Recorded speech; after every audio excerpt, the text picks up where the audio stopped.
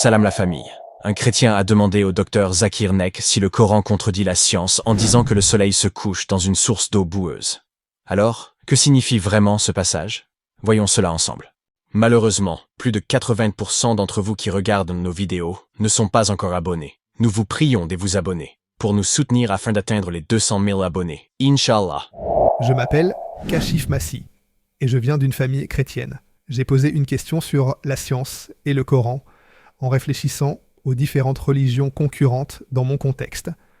J'aimerais donc obtenir une réponse concernant le docteur Zakir Naik, en particulier sur la question des religions concurrentes, de la science et du Coran.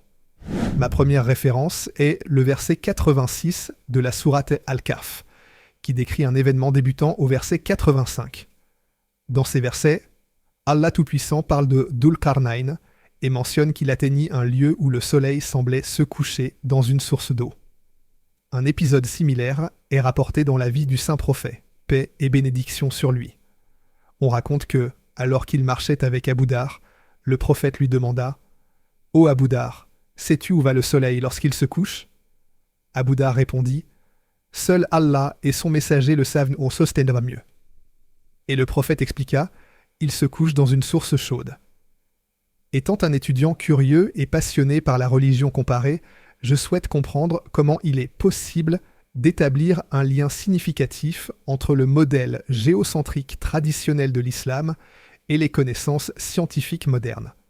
En particulier, j'ai remarqué que les versets 18, 55 et 86 de la sourate Al-Kahf ont été mentionnés. Allah dit dans la sourate 18, à partir du verset 85, « Et quand il eut atteint le couchant, il trouva que le soleil se couchait dans une source boueuse, et auprès d'elle, il trouva une peuplade, impie. Nous dîmes, « Ô Dhul-Qarnayn, où tu les châties, où tu uses de bienveillance à leur égard. » Il dit, « Quant à celui qui est injuste, nous le châtierons. Ensuite il sera ramené vers son Seigneur qui le punira d'un châtiment terrible. Et quant à celui qui croit et fait bonne œuvre, il aura en retour la plus belle récompense. Et nous lui donnerons des ordres faciles à exécuter. » Allah dit dans la sourate 18, versets 85 à 86, que ce passage parle de Dhul-Qarnayn. Jusqu'à présent, des recherches sont en cours pour déterminer qui était réellement Dhul-Qarnayn. De nombreux exégètes ont avancé qu'il pourrait s'agir d'Alexandre, mais cela reste une hypothèse incertaine. Cette question est encore en débat et nous en discuterons plus tard.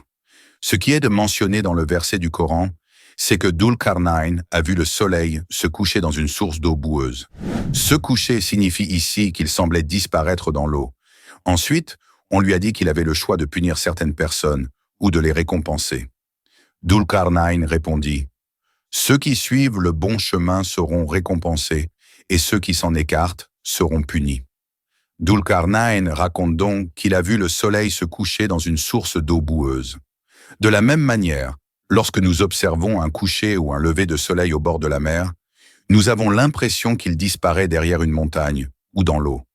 Par exemple, lorsque je suis allé à Muri, en supposant que j'y sois allé, bien que je ne sois pas encore allé là-bas, j'ai vu le soleil apparaître derrière les montagnes. De même, si je me tiens près d'une rivière et que je vois le soleil plonger dedans, cela signifie-t-il qu'il s'y noie vraiment? Le soleil apparaît-il réellement derrière les montagnes? Se noie-t-il vraiment dans l'eau? Ce que je décris ici est simplement une perception. Or, il n'est pas écrit dans la sourate Al-Kahf qu'Allah dit cela. Allah rapporte ce que Dhul-Qarnayn a observé.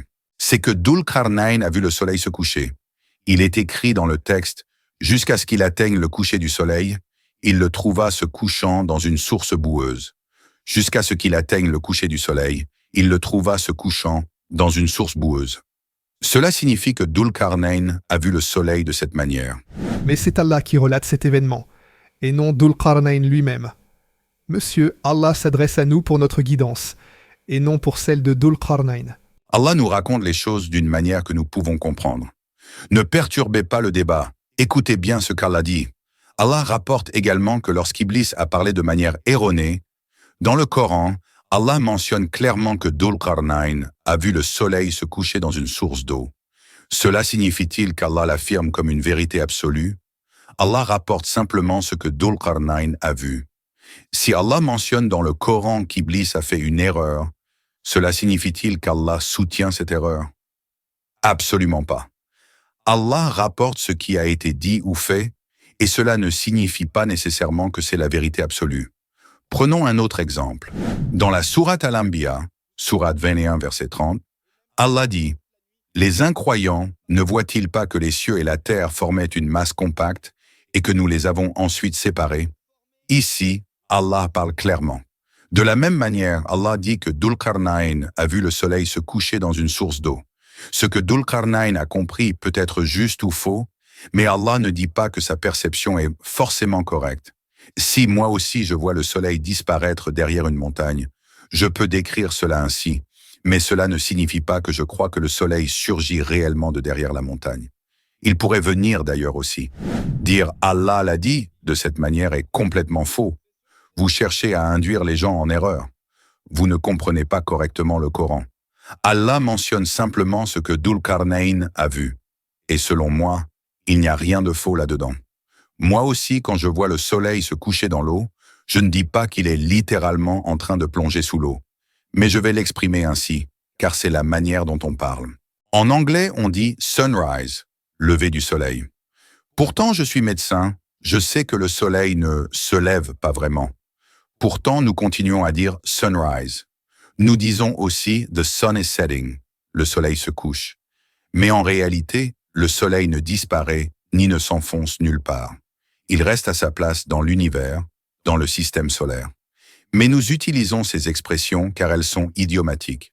De la même manière, en anglais, nous disons « I have learned it by heart ». Je l'ai appris par cœur. Mais la mémoire est-elle réellement dans le cœur? Non, elle est dans le cerveau. Pourtant, nous utilisons cette expression. Si je dis à ma femme « I love you from the bottom of my heart », cela ne signifie pas que l'amour réside dans le cœur. L'amour est un processus du cerveau. C'est ainsi que fonctionne le langage. Il est rempli d'expressions et de métaphores. De la même manière, lorsque le Coran dit que Dhul-Qarnayn a vu le soleil se coucher dans une source d'eau boueuse, c'est simplement une description de sa perception, et non une affirmation scientifique. En résumé, la réponse du docteur Zakir Naik repose sur le fait que le verset du Coran ne dit pas que le soleil se couche réellement dans une source d'eau, mais qu'il s'agit de la perception de Dhul-Qarnayn. Le Coran rapporte ce qu'il a vu, comme nous le faisons encore aujourd'hui, avec des expressions courantes. Prenons d'autres exemples. En avion, lorsqu'on survole l'océan au coucher du soleil, on a l'impression qu'il disparaît dans l'eau. Mais savons-nous que ce n'est qu'une illusion visuelle? De même, si vous êtes dans le désert, vous verrez parfois une route scintillante au loin, comme si elle était mouillée. Mais en réalité, c'est un mirage. Ces perceptions humaines sont naturelles, et le langage que nous utilisons pour les décrire est, souvent, figuratif. En anglais, on dit « sunrise » et « sunset », bien que nous sachions que le soleil ne bouge pas réellement de cette façon. En français aussi, nous parlons du lever et du coucher du soleil, alors que c'est la Terre qui tourne autour du soleil. Ainsi, ce verset du Coran ne contredit pas la science moderne. Il décrit simplement une observation humaine avec le langage de l'époque, de la même manière que nous continuons à utiliser des expressions imagées aujourd'hui. Il est donc important d'interpréter ces passages avec sagesse et compréhension.